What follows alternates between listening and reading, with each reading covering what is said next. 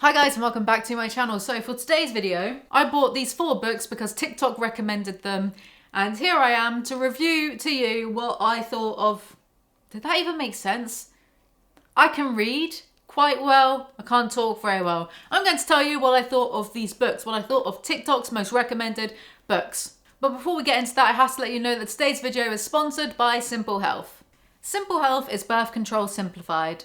Everyone deserves access to birth control. Simple Health makes it simple with online prescriptions, automatic refills, and free home delivery. No more doctors' offices, waiting rooms, or pharmacy lines. Get birth control prescribed, renewed, and delivered on your schedule. Simple Health doctors can prescribe over 100 different brands of birth control, as well as the patch and the ring. They personalize a recommendation based on your health profile and personal preference. And Simple Health only offers trusted brands of birth control. Licensed doctors help design the product and review every patient with care. Simple Health also accepts insurance, and birth control is free with most insurance plans. Without insurance, the pill starts at $15 a month and delivery is free for everyone. And right now, Simple Health has a Cyber Monday discount. Use Cyber21 to get $20 off of your birth control consultation. Grab your device and start getting your birth control today. You can get your birth control within 3 minutes. It's pretty good, huh? The discount has been extended until Friday the 3rd of December, so join up and get your birth control now. And thank you so much to Simple Health for sponsoring today's video, so let's get on with it.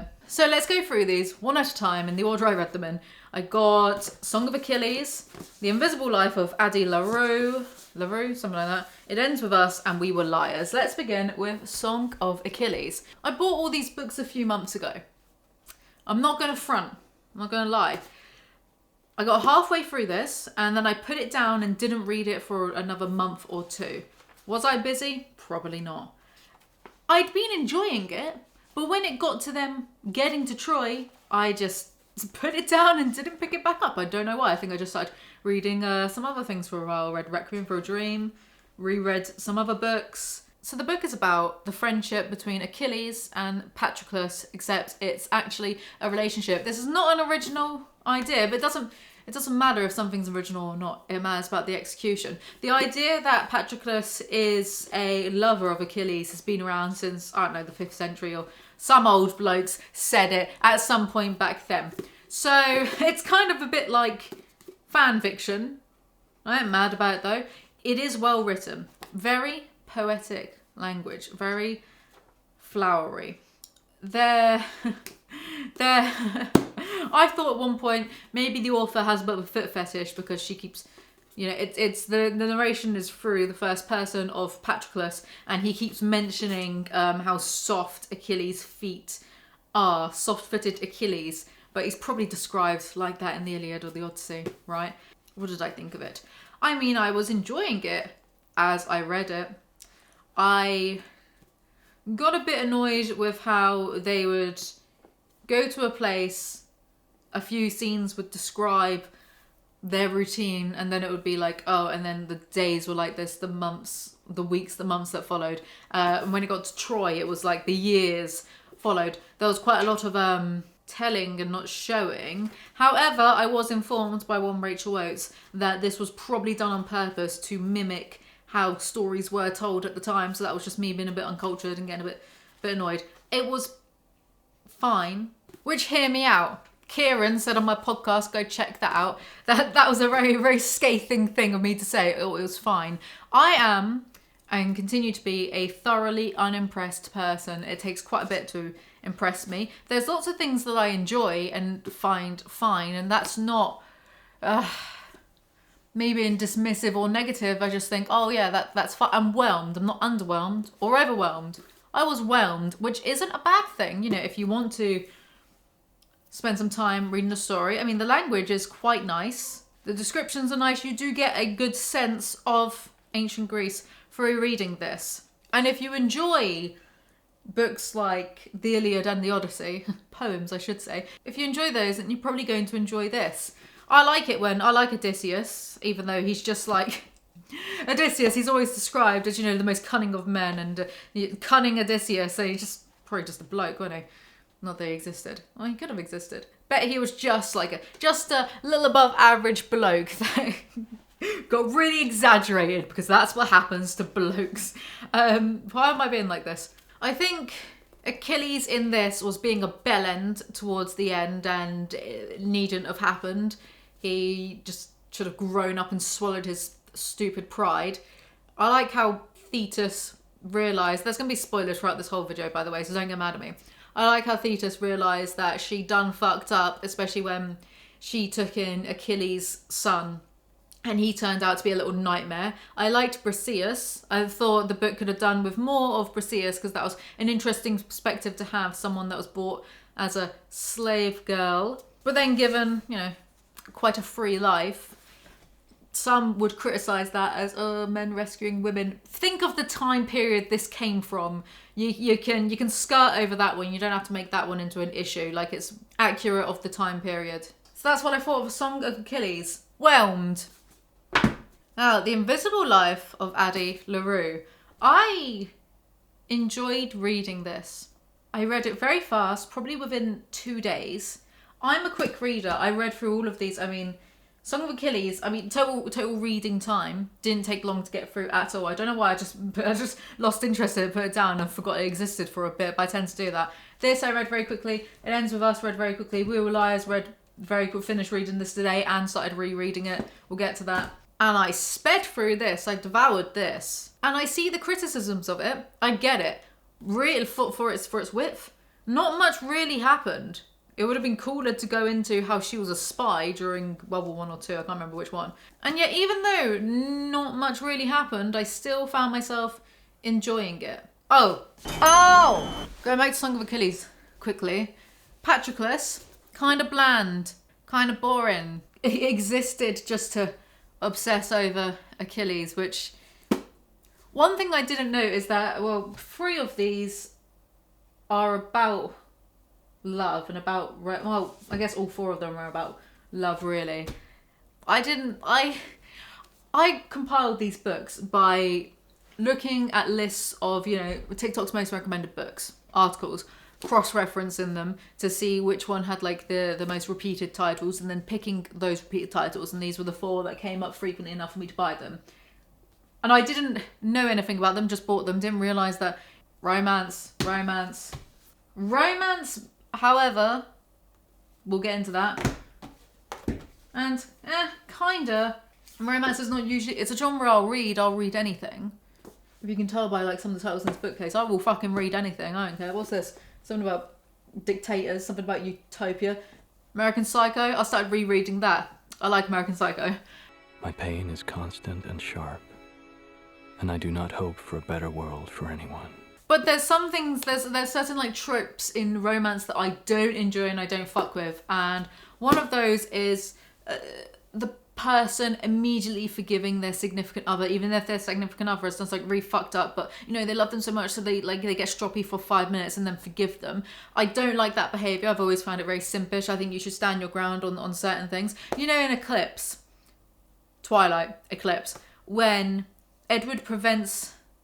It's been several years since I read it, but I'm pretty sure Edward prevents Bella from seeing Jacob by... They literally like fuck up her truck somehow. They take like the engine, or they take something out of her truck so it doesn't start. And Bella is furious because, you know, they think, oh, the werewolves are too dangerous, even though you're all fucking vampires that have tried to like, or fantasized about killing her a few times. But okay.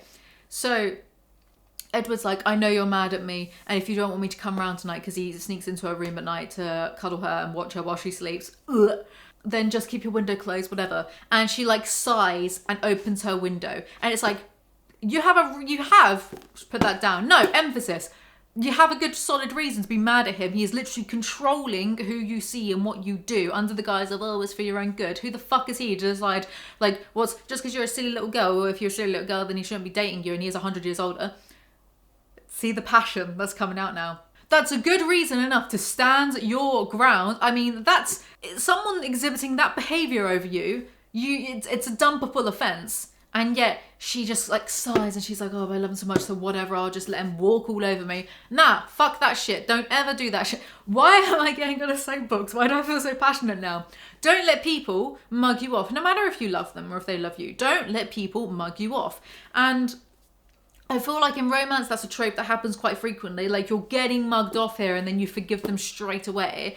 There's a bit where Achilles like shags this woman and Patroclus is mad about it, where he's upset and he feels hurt, and then he forgives him straight away. And it's like, if you feel more upset than hurt than that, get over it. No, not get over it. Do you know what? You know what I mean? Stop being like a fucking simp. I did read a criticism that non-monogamy, polyamory, was a thing back then and quite common, so it doesn't really make sense to look through it through like a 21st century monogamous glasses. Lens. Monogamy glasses, if you will.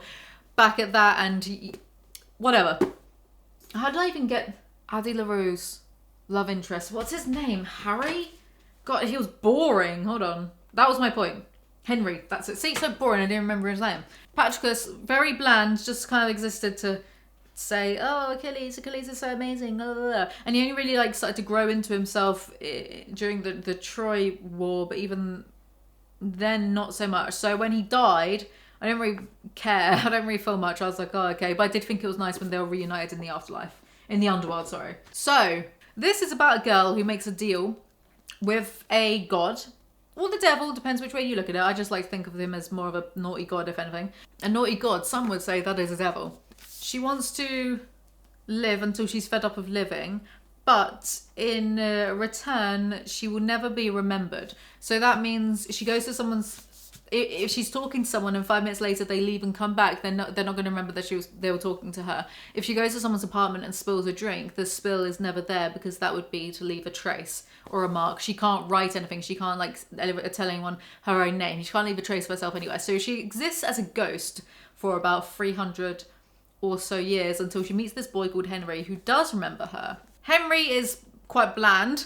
The language in this and Achilles is very flowery, lots of purple prose, very poetic. If you enjoy poetry, I feel that you would enjoy this and Achilles. Poetry, not to be sacrilegious, does absolutely nothing for me. Well, I mean, I like rap, and rap is just modern 21st century poetry in a way. Not rap, but it's just like, oh, why did the kid doing that flossing thing, I mean flossing, come into my head? That's not rap, is it? That's just some kid being a kid. You know, once someone that I respected, who knew lots about music, said to me that rap isn't music, it's not anything, it's whatever. And I lost respect for them and never got it back. There is some rap that is like spoken word poetry. I'm going to say this and then I'm going to get in trouble because people are going to be like, oh, why are you talking about him? No, Kanye West has a song from his Dark Twisted Fantasy album called Gorgeous that is poetry. It's very good. Is hip hop just a euphemism for a new religion, the soul music of the slaves that the youth is missing? Go listen to that. Really good. If you don't want to listen to it, just like look up the lyrics. I was looking at my resume, feeling real, fresh today. They rewrite history. I don't believe in yesterday. And what's a black beetle anyway? A fucking roach. I guess that's why they got me sitting in fucking coach. My guy said I need a different approach because people looking at me like I'm sniffing coke. Me. Anyway. What even is this book review? What I'm trying to say is, if you enjoy hip hop, you will like this. I'm joking. But yeah, like, I couldn't read a book of poetry. It does nothing for me. Doesn't touch. But I'm not the type of person that gets really like, oh, touchy, about many things. I get affected by things and I think, oh, bloody hell, that's good. But I don't feel like I get really touched by many things. I mean, I just read Requiem for a Dream and I thought it was really good and certainly uncomfortable at times, but I'm just not like all the other people. Okay, I'm not going to sit there and cry over something that's really shocking. Do you know what? I will tell you a book that is a romance that made me cry at the end. 11/22/63 by Stephen King. The time-traveling book where someone goes back in time to stop the assassination of JFK. Cried like a little bitch at the end of that, didn't I? That affected me. But it's quite rare that things affect me. To the point of that. Me trying to act like a big man in this video, but a few months ago, I shit you not, I watched a French film called The Untouchables. I'm not doing a French accent, I'm not going to butcher French. I watched that. It's a comedy drama. And I cried 4 hours afterwards, all night. and even a little bit the next day over a comedy drama. I thought the twist of her not being remembered or leaving a mark was very interesting, and I enjoyed it. And I did feel some of the existential dread of not being remembered, but to also be immortal, it's quite thought-provoking. I thought Luke, who was the god she made a deal with, was interesting. He seemed to me like he was a very bored god. And I liked seeing him progress slowly to loving her over the course of the book. I think that she and Luke had way more chemistry than she and Henry ever did. Ooh, a bit of an edgy thing for me to say, because yes, it was toxic, and the way Luke treated her was toxic, but he was also a bored god, like akin to someone from sort of a Greek tragedy, like one of those types of gods who couldn't help his nature. I mean, I did that thing where I look on Reddit to see what other people have thought, and I saw a lot of people saying how, you know, he could never love her, like it's not in her nature, and it just kind of, that was a bit shrill to me. That was a bit like a very human lens and human perspective. What, like, you think only humans are the only beings capable of love? I don't agree with that. I think he certainly did love her in a strange way, which doesn't negate all the toxicity, but I found that connection between those two way more compelling than her connection with Henry, because like I said, he was just a bit blah, he was a little bit boring. No offense, Henry. And I think Luke certainly humanized over the course of the story, over the course of like 300 years, which again was interesting.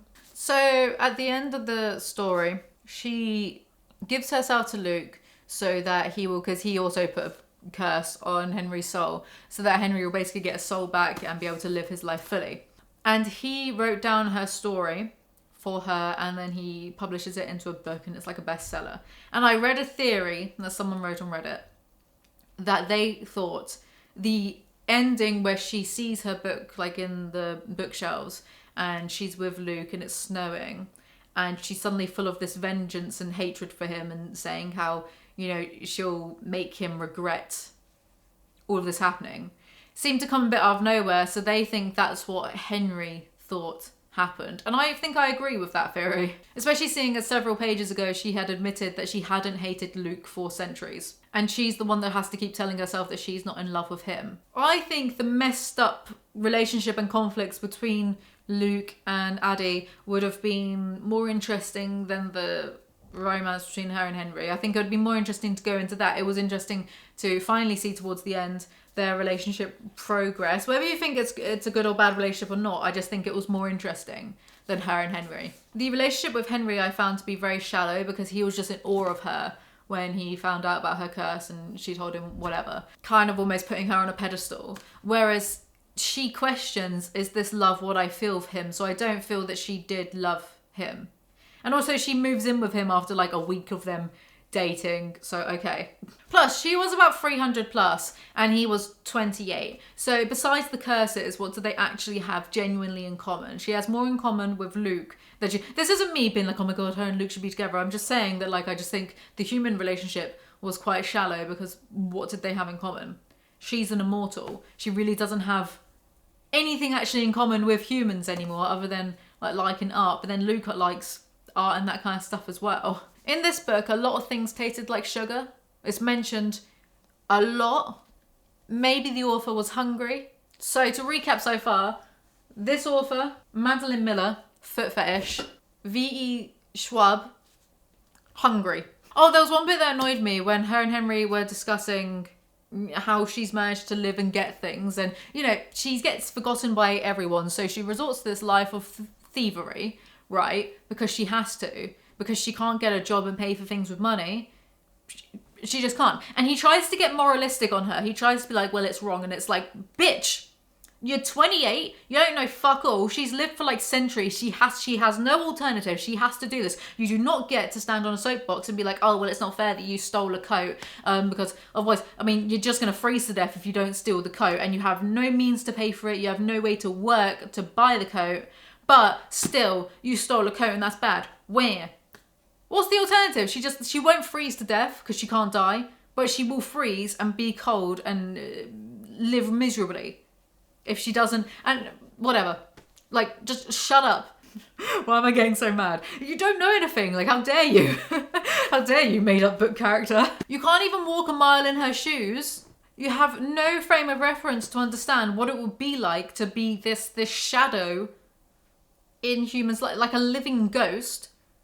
You can't relate to it, so you don't get to be on a soapbox and be like, well, if I had been in your shoes, I'd have done it differently. No, you fucking wouldn't. You'd be crying like a baby for 100 years. I enjoyed reading this book, but I do kind of feel that you could have cut about 200 pages from it and still had the same story.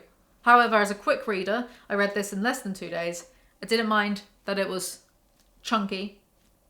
My brain enjoyed it. However, there was a moment where the writing is so poetic and flowery, it made me second guess myself and made me think, oh God, is this how you're meant to write?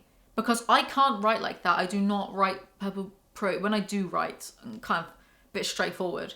I don't do the whole purple prose stuff. It's just, I haven't written for long enough to find out if my voice could develop into that, but at this stage it's not. It's very just like kind of not like straightforward where there's no descriptions. Of course I describe things, but it's just not poetic the way I write. And I thought, oh God, I'll never be able to write then. Is this not? But then I had a mild like panic of like, oh, is this what writing is meant to be, right? Like, but then I did see online that other people did get annoyed with the purple prose and thought it was too much. And I was like, huh, phew. Okay, my type of people. You can all read my books when they're done, if ever. I've decided I'm just going to rewrite Battle Royale, but make it British. So I probably enjoyed reading this one more than this one. Are they all overhyped? Yeah, all of them are. I didn't, through reading all of them, I never had a moment where I was like, fucking hell, I'm reading pure gold here. It's not like, I think I felt that way when I read The Idiot by Fyodor Dostoevsky, which isn't his most revered book. That would probably be Crime and Punishment or the brothers, the K brothers, the Ketterman brothers, which I've not read yet. But there were moments where I was reading The Idiot where, because I just really enjoyed it. I loved how melodramatic it was. I love how it was kind of like a 19th century Russian soap opera. As I just enjoy that. I enjoy the drama, what can I say? There were moments when I'd read this and be like, yeah, this is really feeding my brain is loving this, is soaking it up. I didn't get that feeling reading any of these. If you're a quick reader, read all of these. If you're not, maybe read Song of Achilles or this one. Now, It Ends With Us. It Ends With Us is about a girl called Lily who moves to Boston and she wants to start her own business and she meets this neurosurgeon called Ryle. Yes, that's like Kyle, but with a R instead of a K. Ryle Kincaid. Or Kincaid. I don't know, words don't mean nothing. You can pronounce anything how you want. And at first it seems like Ryle is a little bit of a tsundere. Not really. It just seems like he's oh, well, yes, I don't do relationships, I only do sex. Ooh, Mr. Grey. Is his name Christian? Yeah, it's Christian Grey, right? Ooh, Mr. Grey, Christian. Ooh, I'm Anna, teehee. I think that's their names. We'll get to 50 Shades of Grey soon, I'm sure. Seems like it's going to be like that, you know, Lily's the one, she wants a relationship, she likes the type of thing, and Ryle's like, hell no. And also there's these diary entries of her 15-year-old self writing about her first love, Atlas Corrigan, who was a boy who was homeless, and she noticed that and she would take him food and then slowly fell in love, that kind of thing. So this book is actually about abusive relationships and breaking the cycles of abuse. You get to, just found it. Man, this book is about 358 pages long. Again, read this in less than a day. Here's the thing, I have the time. So I have the time to sit there and just read for 4 or 5 hours straight and get through a book. A lot of people don't have that privilege. And on top of that, I am a quick reader. Especially, this book reminded me kind of a little bit like the writing style. Christ, where is it? Sophie Kinsella books. Marion Keyes as well. That's Grown Ups by Marion Keyes. I read that very quickly too. I'm not flexing by being like, oh, I read really quickly. Actually, maybe I should. That's one of my talents. I'm not flexing, I'm just saying as like a frame of reference. I can read quickly. So if a book is kind of trash, but I gotta finish it for whatever I'm doing, then I can get through it. If you're someone that takes weeks to read a book, I'm just trying to say this to point out whether it might be worth it or not for you to read it. The writing style in this is kind of similar to like a Sophie Kinsella, Marion Keyes, book, which is quite easily digestible. Like a Sophie Kinsella book you can buy and you can read that I can read that in an afternoon, you know. It's kind of like, it's like reading Take a Break magazine but in book form, that's not a criticism. There are some books that are, you know, it's not like, look, this is Less Than Nothing, Hegel and the Shadow of Dialectical Materialism by Slavoj Žižek, my favourite philosopher. Yes, I have a favourite philosopher too. Why is this video is fucking weird. I've read about like 50 pages of this, and I got it when I was younger, about 23 or so. I didn't really understand what was going on or what he was banging on about, so I put it down and I didn't. I'm going to try to read this in 2022 and understand it, more importantly. This is about 1,000 pages long. This would take me probably a solid month to slog through. It's almost incomprehensible at parts. It's difficult. I find it difficult. Don't be sounding off in the comments being like, oh, well, actually I found it really easily. Okay, you're just smarter than me. I find it difficult. Why am I roasting myself? Where'd this come from? So at page 185, we are going to be talking about abuse. He pushes her. They get drunk. They're drinking, and he's a neurosurgeon, so his hands are he's like Doctor Strange. His hands are his life, and he burns his hand on the casserole dish, and then she's kind of laughing at him and gets like near his face whilst he's trying to run his hands under the water. And he pushes her and she hits into the cabinet. That's at halfway, 185 pages. And then it takes a turn for, at first, when that first happened, I was kind of like, okay, I was conflicted because I didn't know that this was about abuse. So I just thought, oh, is that just going to be like a weird little hiccup they have? And they're both like, hey, well, we were both drunk or we were both being... See, so Lily's father would physically abuse her mother in front of her. So Lily has this, as you should, have a massive aversion to being anywhere near abuse, obviously. But she's more hyper aware of it. So the first time it happens, they make up and he's really apologetic. And I was conflicted because I was like, where's this come from? This is a bit okay. And then the second time, they have an argument about her former first love, Atlas. Ryle's not been in a relationship before. He just liked to have one night stands before. So it's his first real relationship and he's being quite possessive over her. They have an argument. He runs out. She follows him to the stairwell. She gets around him and is in his face, and he like pushes her out of the way and she falls down the stairs. And even then I felt conflicted. I was like, okay, what's going on? He's really apologetic. I mean, if they hadn't been in the stairwell, she wouldn't have fallen down the stairs. And yes, he pushed her, but then if you're arguing with someone and you run away and then they get in your face in front of you, wouldn't you? And I was like scratching my head being like, what's going on? Is this book... Because I thought it was just a romance. So, and the back cover, the blurb, when Atlas suddenly reappears, everything Lily has built with Ryle is threatened. That's all you get. So I thought it was going to be a classic, oh no, the first flame has come back into the MC's life and the current flame is threatened. So I was still kind of like, is it going to go down that route? And then when it starts to detail more about, you know, Lily seeing the abuse and how she always thought of her mother as weak, but then she ends up herself in an abusive relationship and it changes her perspective because she finds herself justifying it and, you know, oh, but he's so apologetic and he says he won't do it again. And it took me by surprise because I didn't realise that's what I was getting into. And the violence, it does escalate and he tries to sexually assault her. But then she finds out she's pregnant with his baby, and I found myself towards the end because she was thinking, what am I going to do? Because, you know, what do? Bring up a baby in a broken home or an abusive one? Always leave them because your children, you don't want that normalised to your children. You don't want them seeing that. Just FYI. Better to be living with one parent than be living with an abusive one. I found myself towards the end being like, bloody leave him. And, you know, don't worry, she does. But her opinion of her character development is her opinion of her mother totally changes and she has more empathy. And her mother says, well, you need to know your limit because the first time, like, your father hit me, he was very apologetic and said he'd never do it again. And then the second time, he hit me again, same old story. The third time, he beat me. And the fourth time, when he just slapped me, I thought to myself, oh, well, at least it's not a beating. You know, your limit expands the longer you stay with someone. And, I mean, Ryle tried to sexually assault her. He forcibly tries to enter her, and she manages to fight him off.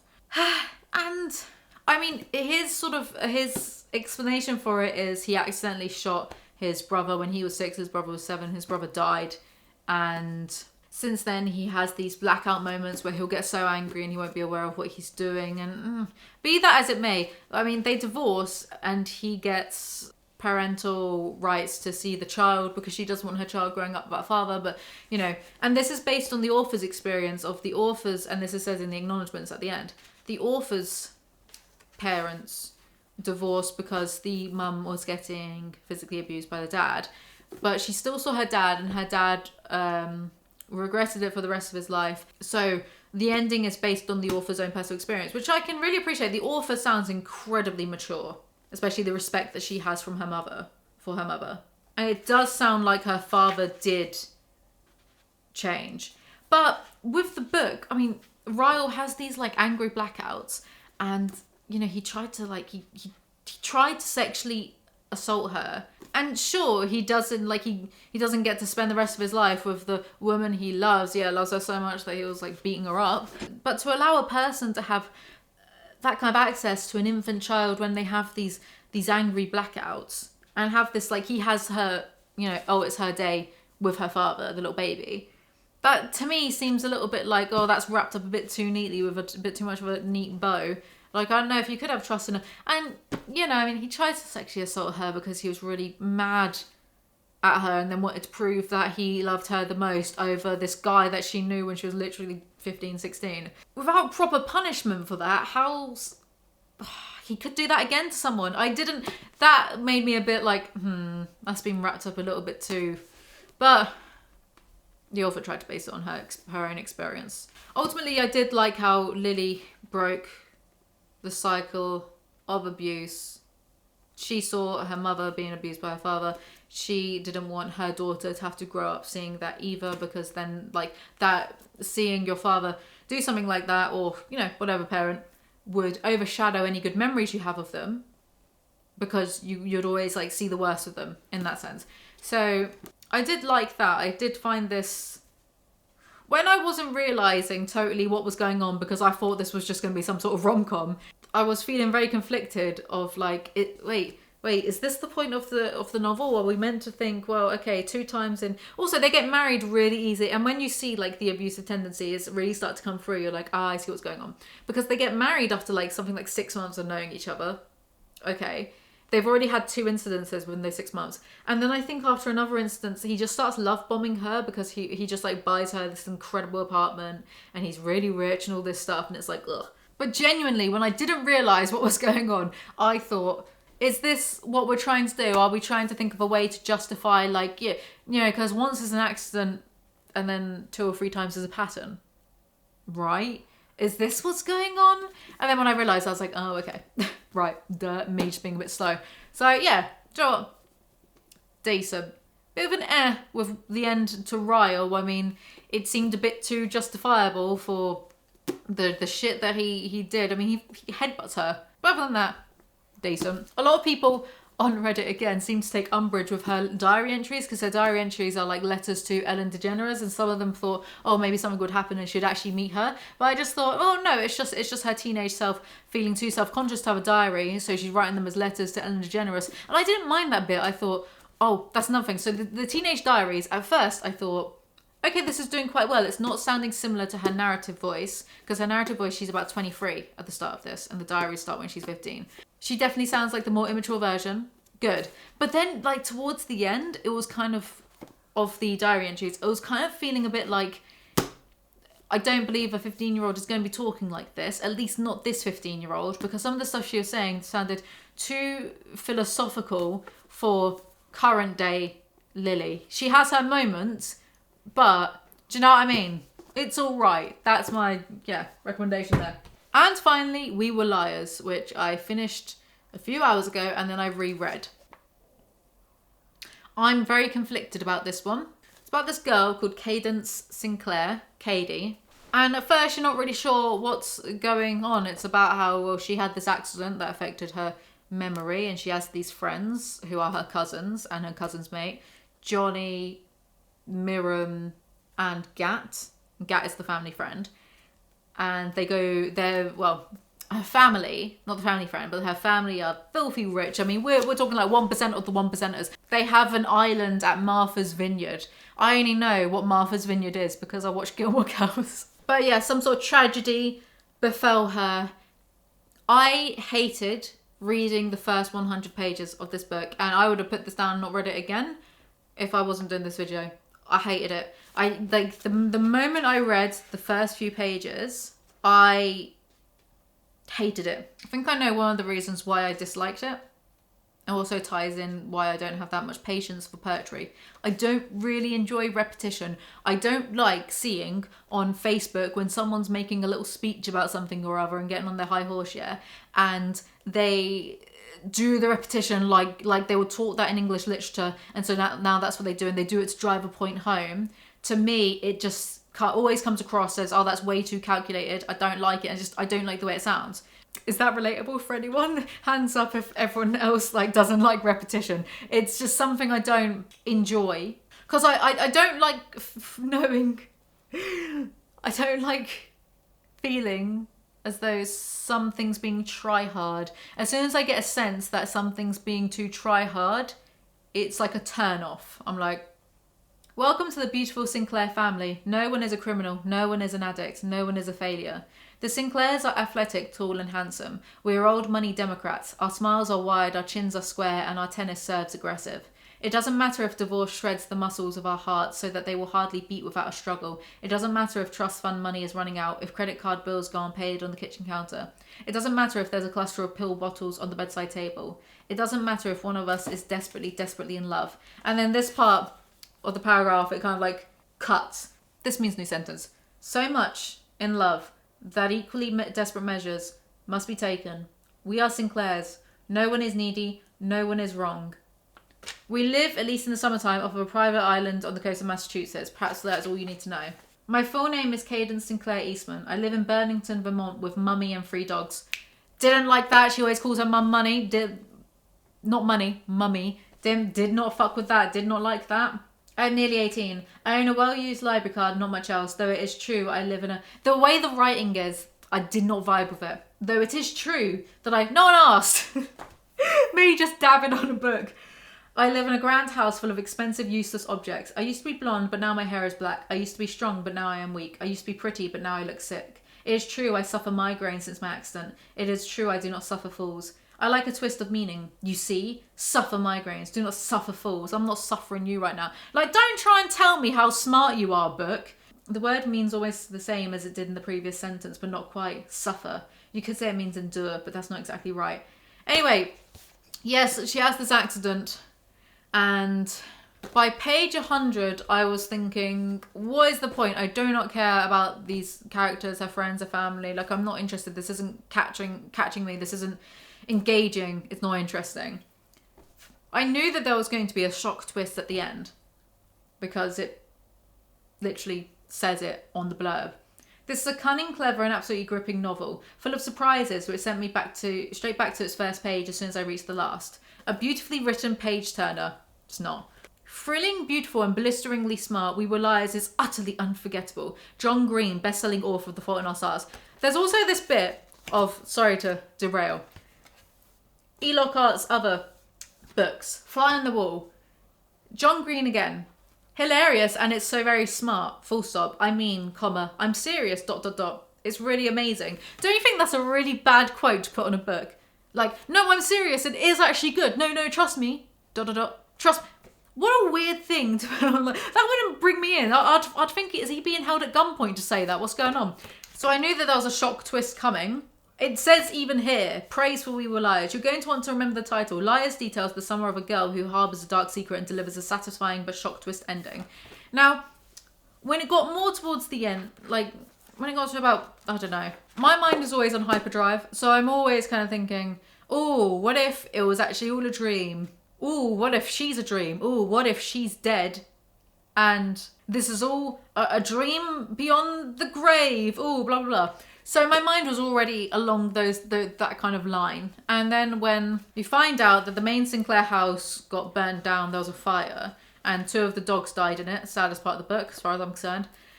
I kind of cottoned on very quickly. Oh, right, it's her friends. So her friends have died. And it's told in like present tense and kind of in flashbacks between like summer 14, summer 15 and summer 17. 2017, I'm assuming. Oh yeah, not 1917. They have fucking phones and email and stuff. And so she's either been hallucinating her friends, or they were ghosts, and then she says goodbye to them at the end. And again, I read Reddit, and the common consensus amongst Reddit seems to be, oh, she was hallucinating. No, I reckon they were actually ghosts, because it just makes it more interesting than, oh, it was all in their head. No, I like the idea of it being them being ghosts, and they were hanging around so they could say goodbye to her, because it'd been 2 years since she'd seen them. And then I went to read through parts of the beginning again, like the first 100 or so pages, for the contextual clues that they were ghosts. So after her accident, she can't remember anything that happened. Her mother seems depressed and is drinking a lot, and she emails her cousins and they never email back, and she just thinks, oh, they've just forgotten about her, or they just don't care or whatever, and they haven't been there for her. When they go to the private island, her mother and aunts are all hugging, and she says, oh, when did you guys get all so huggy? Well, they're united in their grief. And there's little things like, you know, one of her younger cousins saying how the house that, because they would all stay at separate houses, and the house that the older cousins would stay at is haunted now.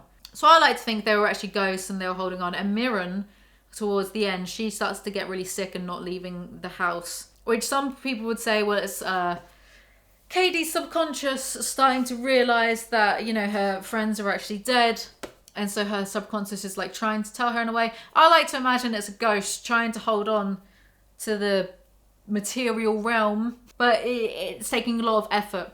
You know, they say how, well, they waited for her and they didn't get to see. Well, I mean, they say we didn't get to see you last year because she didn't go, but all the adults were just all miserable. I reckon it was ghosts.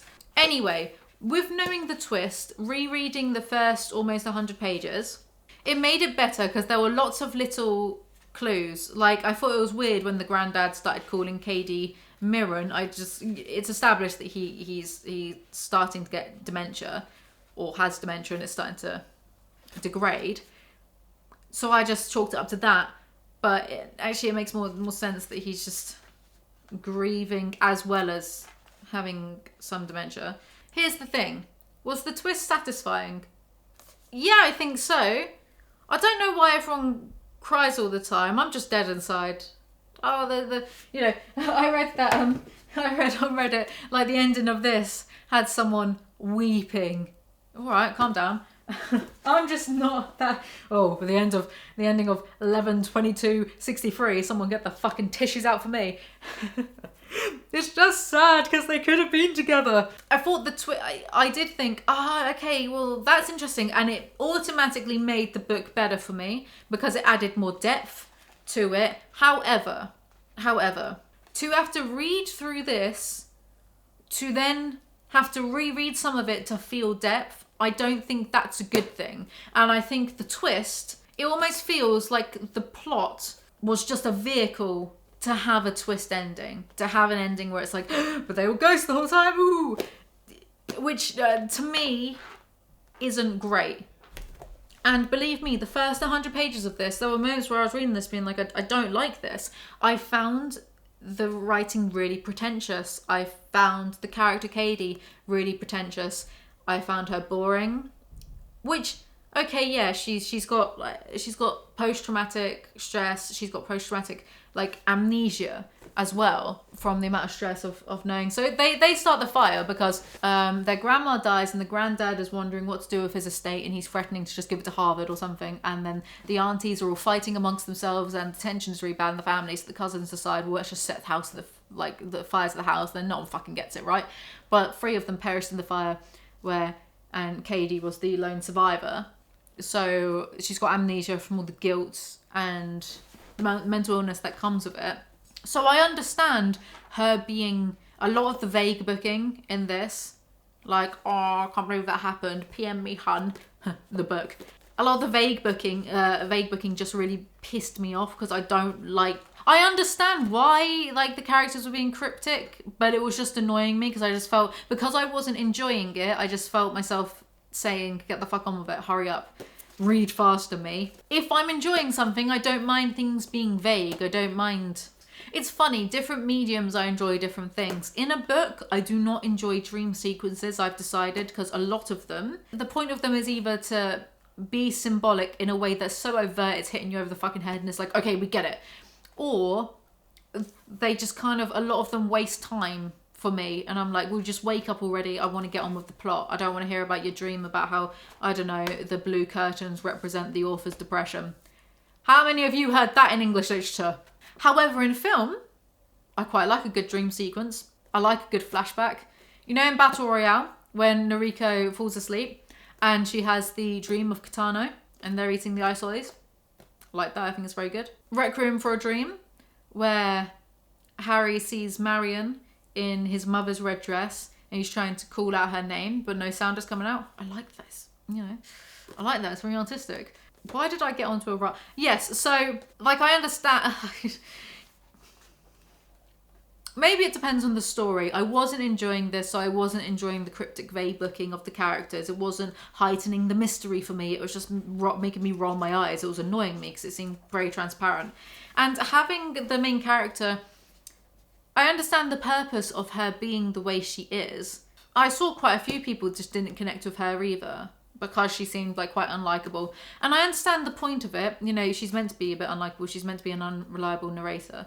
But if you've written your MC to be a bit boring for the sake of, you know, well, the twist is she's been repressing her memories and she's boring because she's, you know, broken, etc. Still doesn't change the fact that what you're reading is a bit boring. For me, the twist made it better, but I was just finding a lot of this so pretentious and a lot of this, the main character, i.e. the author, trying to be so deep in a way that was very surface level and superficial and transparent. And again, not to flex, but I read quickly. So I got through this quickly. It's whatever, I probably won't think about it tomorrow. Me editing this at 3 AM thinking, oh my god, it's actually really sad that they all died in a fire and she repressed the memories for so long because I'm a fucking softie at this hour. If you're someone that takes time reading, I don't know if I wouldn't be able to recommend this book. I just wouldn't, because for me, though the twist makes it better, is it worth slogging through? I mean, it picks up like 70% towards the end. Yeah, it definitely picks up when the mystery, when it starts to come together. But is it worth slogging for 150 to 180 pages if you're a slower reader? I wouldn't think so unless you really like this, you really trust John Green's recommendations. All in all, that's what I think of these. I can see why TikTok likes a lot of these. I mean, this is kind of pretentious. And I can see why pretentious people would enjoy this.